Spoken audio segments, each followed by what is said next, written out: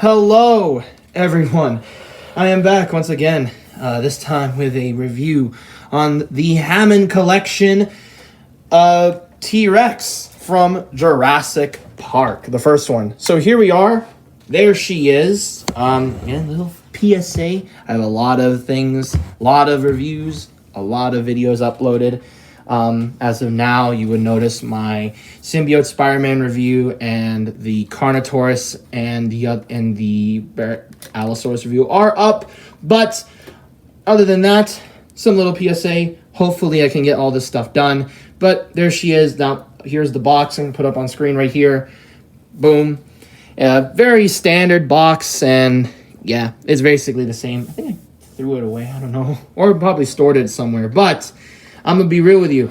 This gal is interesting because this would have definitely made top 10 figures of 2022.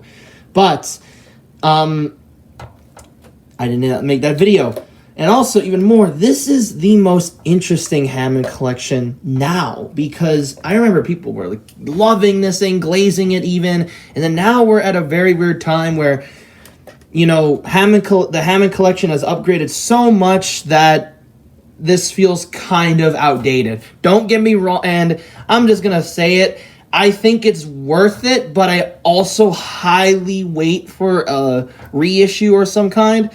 But why is that? Well, I will explain why in this review, starting with the painting and the sculpting.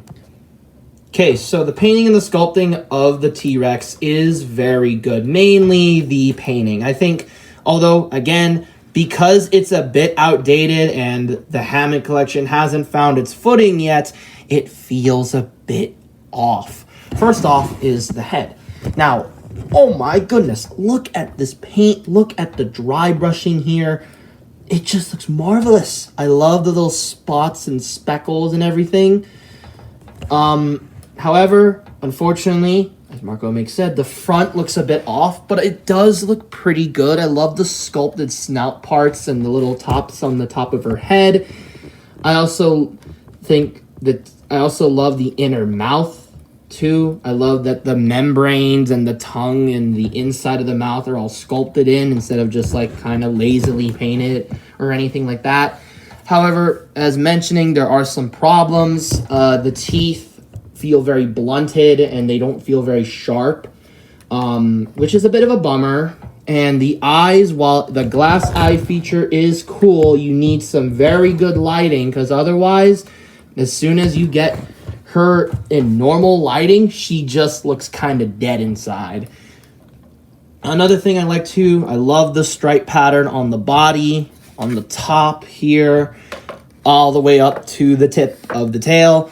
However, there are some notable things here that are a bit weird. First off, the neck. It feels like it's not even part of the figure. It feels like it's a different part in of itself. There's a giant, it looks kind of messy on camera, but also even more, there's a giant, like scratches on the underbelly. It still looks pretty nice, but it doesn't really flow very well. And then same can be said sort of the tail. It feels kind of messy, and overall it kind of sucks, especially like if you can notice here, there's like not that much paint. But overall, it looks pretty cool. I love, again, that subtle airbrush paint, especially on her thighs. Although it's a very weird why the back is painted with that sandy color. I love the painting here. However, as mentioned before, we have a lot of problems. Specifically, these giant clown feet. Now, initially, they didn't annoy me at first, but then as soon as I saw 3D printed stuff, I'll show on screen right here, and some, some of the other figures, it just started to annoy me. It infuriated me, kinda, that the feet are this massive. It's kind of silly. It definitely looks like a giant pair of chicken feet, and it kind of annoys me. And it kind of throws everything off from the otherwise almost perfect sculpt. Yes, the head is a bit weird with some things, but at least it still looks like the T-Rex. It's just these feet are kind of annoying.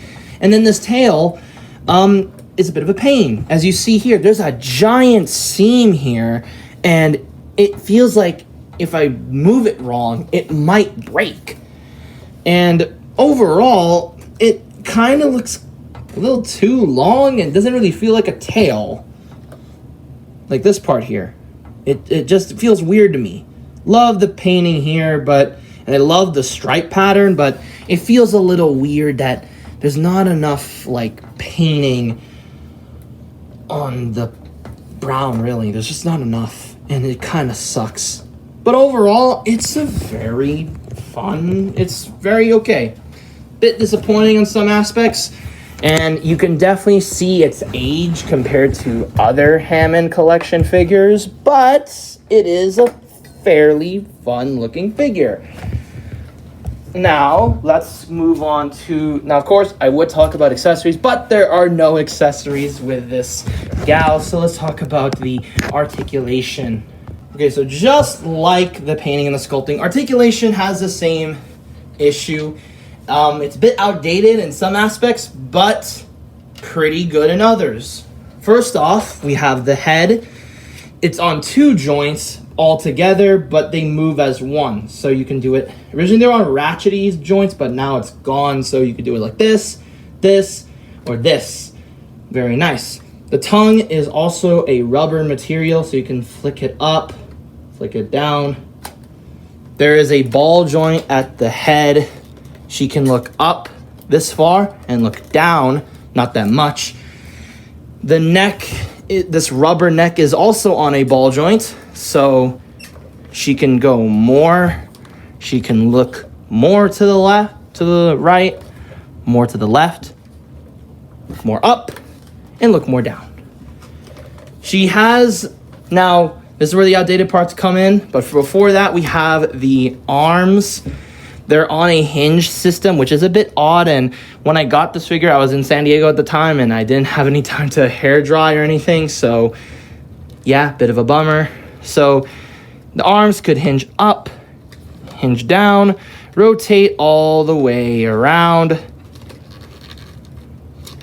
and a hinge at the elbow, swivel at the elbow, and a hinge jointed swivel wrist. Now, this is where the outdated parts again come in, and it's this torso. It is a diaphragm joint.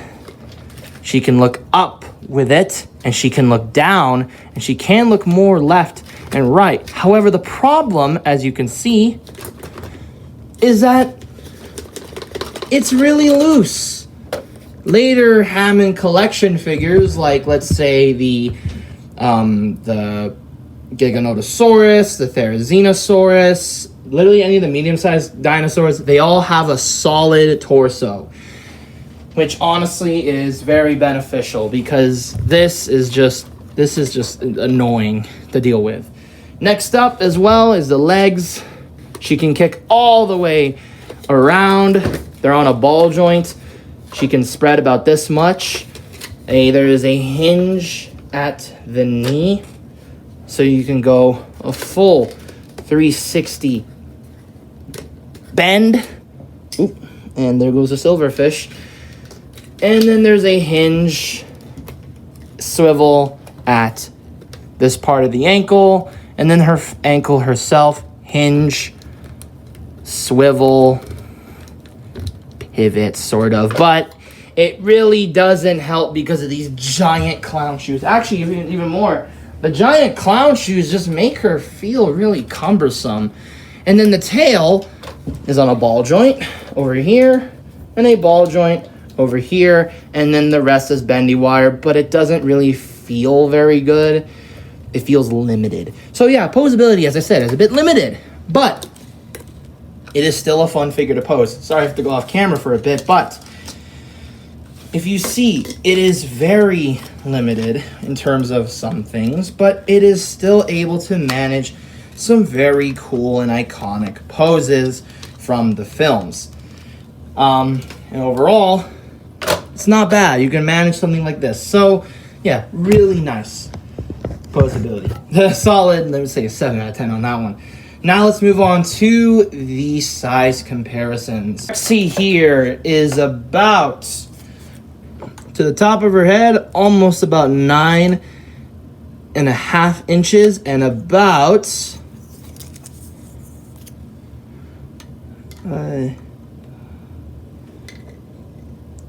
almost 24 inches long, maybe 25 inches long, which is a really big dinosaur. Now, as for other comparisons, this works, but here is the T-Rex compared to the Hammond Collection Giga and the Hammond Collection Carno, just for a little comparison. And as for your average 6-inch scale comparison, here she is compared to the Marvel Legends Captain America from Captain America Civil War. So overall, again, scales well with like 1/24 scale figures, not really with Legends. Otherwise, it'll feel very weird.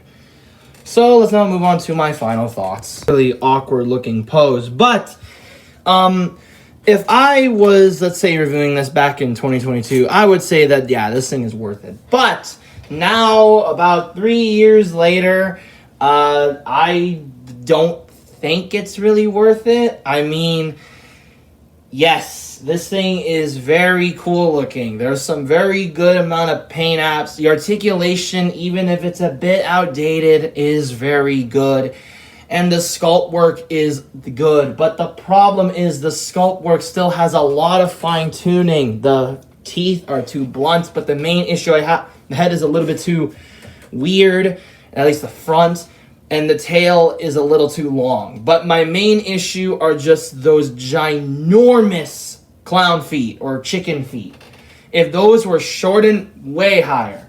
And why am I also saying I don't know if you should get this, and why you probably should wait on a reissue, is even more, this thing has skyrocketed in price.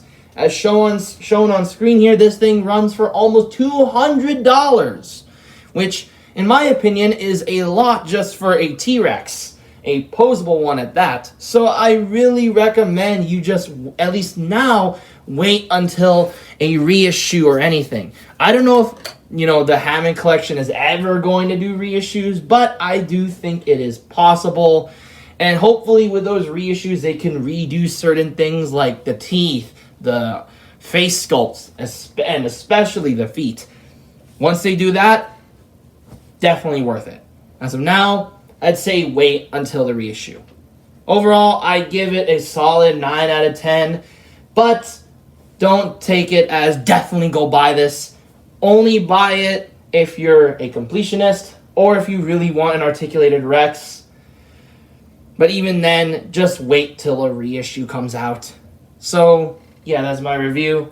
Thanks for watching. Like, subscribe, hit the bell, and I will see you all next time with the next review being the Hammond Collection double review of that being the Hammond Collection Giga and the Hammond Collection Therizinosaurus.